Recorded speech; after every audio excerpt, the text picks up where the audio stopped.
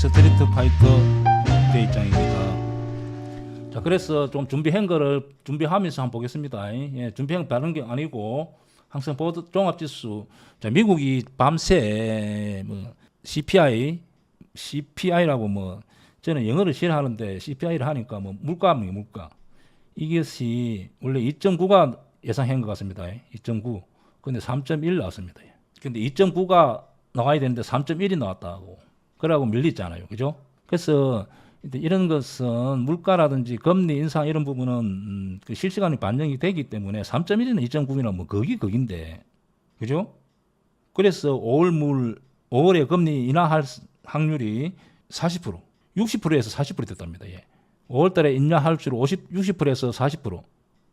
이것 때문에 40% 됐답니다. 확률은. 근데 6월 달에 금리 인상할 확률은 보니까 0.25 인상할 확률은 한 78%. 예.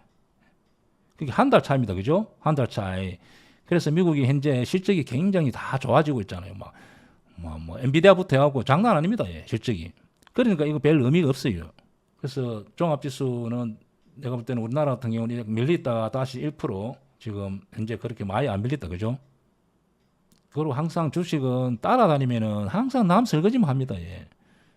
오늘 그치 하나 에어로스 스페이스 급등하는데 따라가면 안 되죠.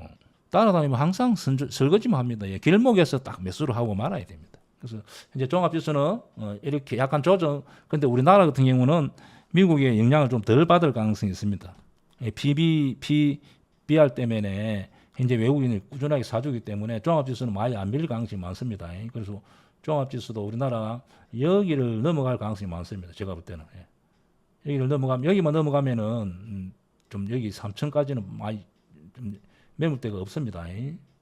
그리고 다우 이렇게 밀리고 뭐 아까 말했듯이 3.1이나 뭐 2.9나 거긴데 또 금리 인상도 원래 5월 달에서 6월 달로 한 달 연기되는 거죠. 그죠? 그래서 지금 크게 문제가 안 됩니다. 내가 볼 때는 이렇게 앞에 매물대가 없기 때문에 돌파가 나올 수 있습니다. 니케이 같은 경우 대만, 독일, 상해, 미국 상해, 중국도 영향을 많이 받는데 좋고 뭐 점은 문제 없습니다. 그리고 환율도 지금 1300 이렇게 요 부분에서 이렇게 넘어가지 않으면 뭐 큰 문제 없습니다. 환율도. 석유도 보면은 현재 90달러 넘어가면 문제 되겠지만은 뭐 미국이 워낙 석유 생산을 많이 하기 때문에 큰 문제가 안 될 것 같기도 하고. 자, 거래대금을 한번 봅니다. 거래대금 보면은 현재 1월 2일부터 2월 14일까지 개인은 3조 팔고 외국인은 한 9조 샀습니다. 9조. 기관은 5조 4천원 팔고 이제 외국인이 이렇게 꾸준하게 사주는 게 좀 굉장히 큰 의미가 있습니다.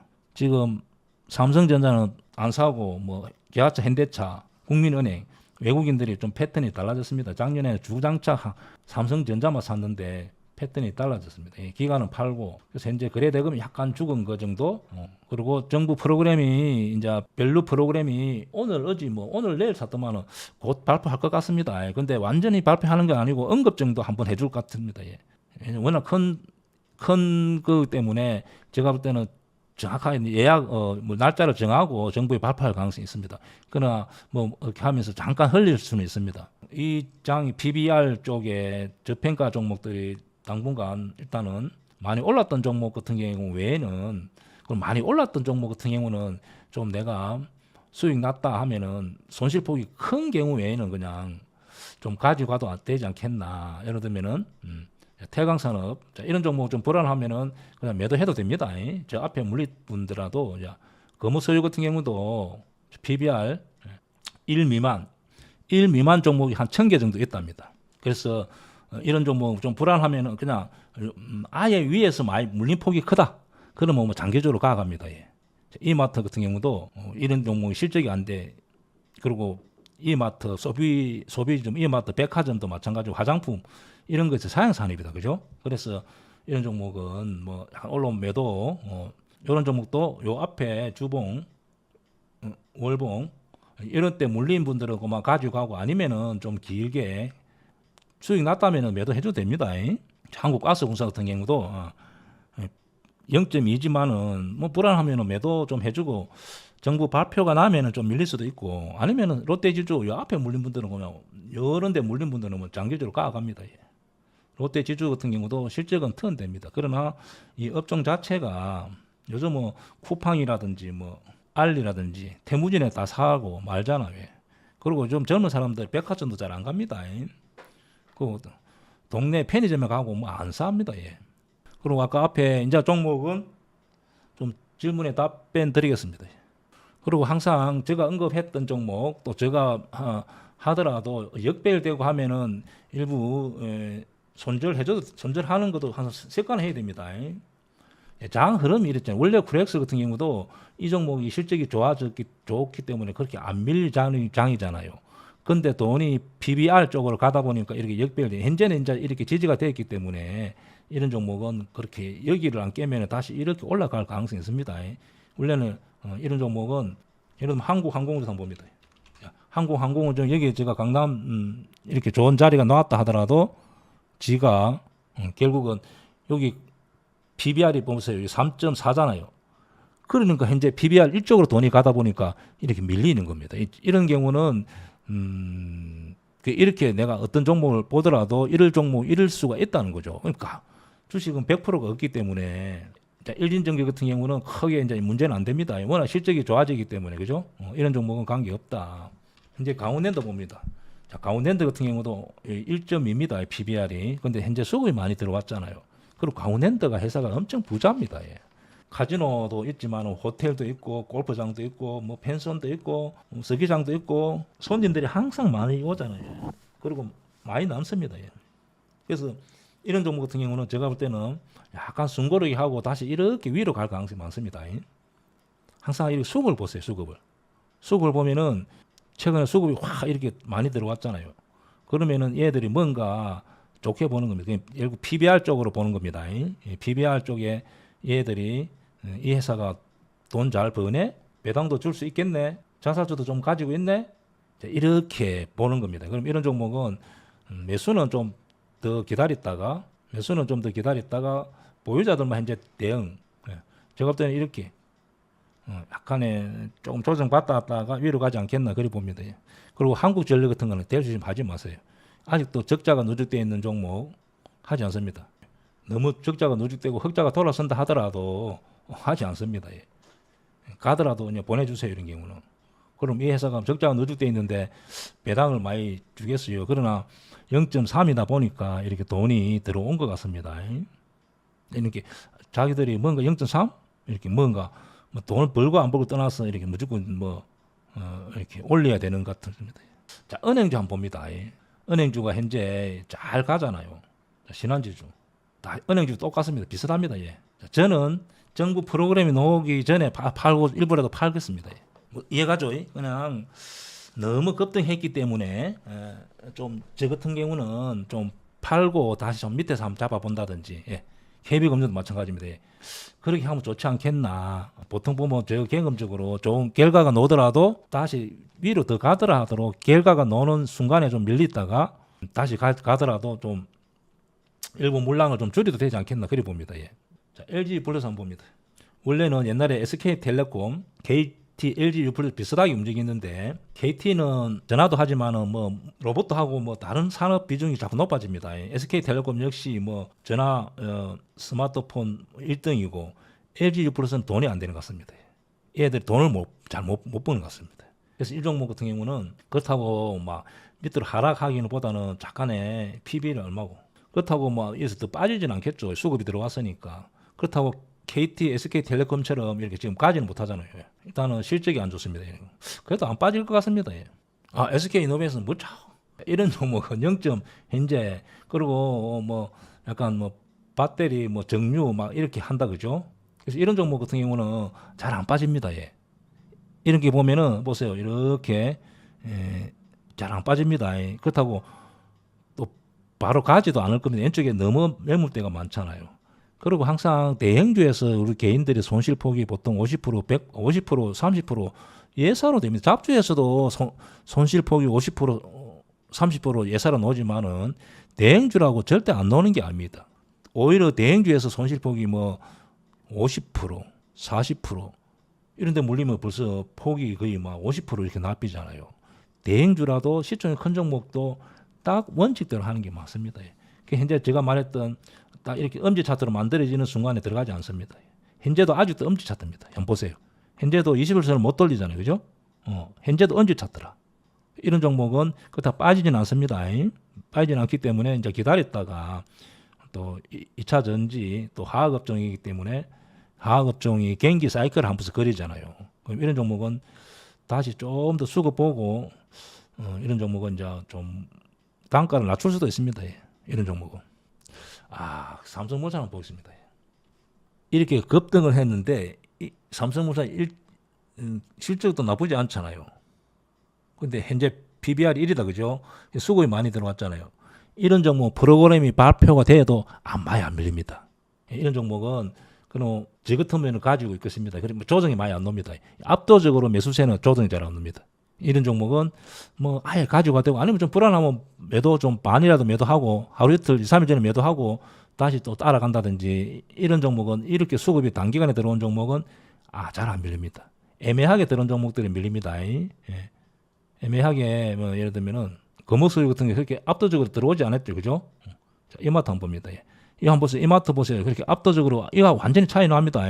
이런 종목은 바로 밀립이잖아요. 그죠? 자, 롯데쇼핑 같은 경우도 뭐 그렇게 많이 들어간 종목 아니고 자, 삼성물산을 보세요. 이런 경우는 너무 많이 들어갔잖아요. 보세요. 그래서 확 눈에 다르죠.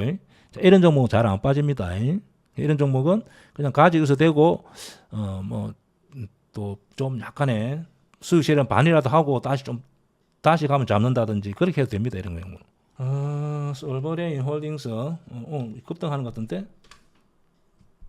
자, 내가 가지고 있는 종목이 이렇게 급등을 하잖아요.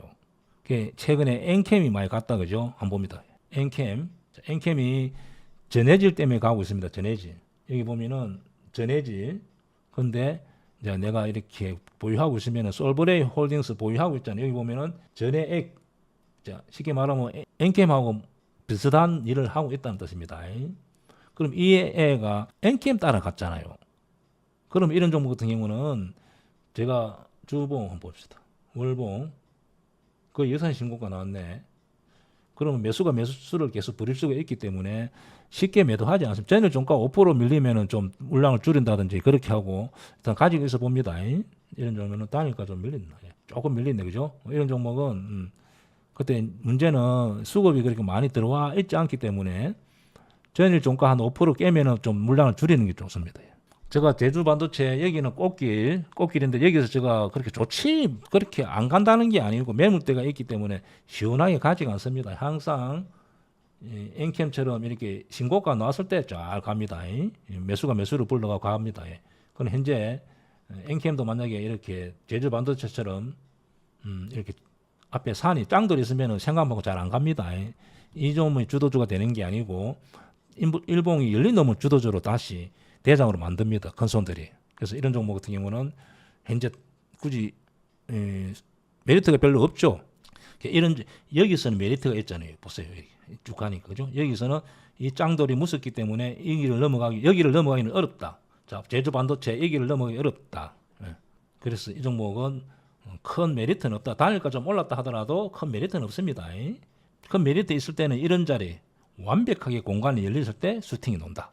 지금은 오픈 엣지 같은 경우 이런 경우 오픈 엣지 같은 현재 주봉 월봉에서 완벽하게 역사적인 신고가 나왔기 때문에 이런 종목 같은 경우는 조금 더 보유자들은 좀 가지고 있어 봐야 되겠죠. 그 단일가 약간 올랐습니다. 그죠? 이렇게. 그리고 항상 어떤 종목이 급등을 하면은 따라가지 않습니다. 하나 오늘 방산주들이 급등했는데 결국 알고 보니까 펀드가 방산주 펀드가 생긴답니다. 그러면 당연히 그 펀드가 만들어지면은 돈이 들어오잖아요. 그러니까 올란 경우인데 현재 이렇게 따라가지 않습니다. 따라갈 필요가 없어요. 이렇게 가더라도 따라가지 않습니다. 이런 대행주들은 계속 갈 것 같잖아요. 안 갑니다. 항상 쉬어갑니다. 갈 듯 하지만 다시 밀리잖아요. 갈 듯 하면서 밀리고 다시 가는 게 아닙니다. 그러면은 기다리면 내가 잘 분석해서 사볼 수 있겠죠. 그래서 항상 이렇게 무거운 주식은 기다립니다. 요거는 자, 한미반도체 시총이 한 7조가 되나? 7조, 8조. 수급, 근데 매출, 일단 거품이잖아요. PBR이, 예. 그렇게 쉽게 말하면 우리가 그냥 이거 우리 그냥 돈 나눠먹자 하면 20명이 나눠먹게 됩니다. 1대1이라는 것은 그만 또이또이, 예. 파산했을 때 그냥 10억 그냥 10억이니까 시총이 10억이니까 그냥 10억 딱 나누면 됩니다. 그러면 더 가갈 게 없어. 그럼 이거는 무슨 말인가 하면은 20명이 가야 된다는 말이거든. 그러면은 이제 이 종목은 이렇게 최근에 수급이 들어왔다 하더라도 현재 위치적으로 봅니다. 제주 반도체하고는 다릅니다. 이런 경우는 NK하고 다릅니다. 너무 행보가 길잖아요. 그럼 여기 산 사람들이 아직 안 파는 사람이 많습니다. 매도를 안 하는 사람이 많잖아요. 근데 여기서 이렇게 가면은 좀 기다려 볼 수도 있습니다. 여기에 지금 산 사람들이 100% 수익 실현한 게 아니잖아요. 그럼 자, 주식은 차트는 생각, 심리가 나타났다, 그죠? 생각, 심리. 그러면은 이때 산 사람들이 다 여기 수익 실현한 거 아니잖아요.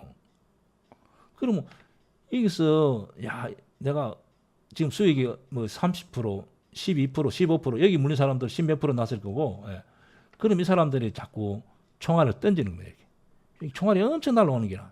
여기 짱돌이 원래는 짱돌이 밑으로 던지잖아요, 이렇게. 예? 근데 여기는 옆으로 위로 싸는 거야. 그래서 이놈들이 자꾸 거래가 죽으면은 지금 중요한 이야기 합니다.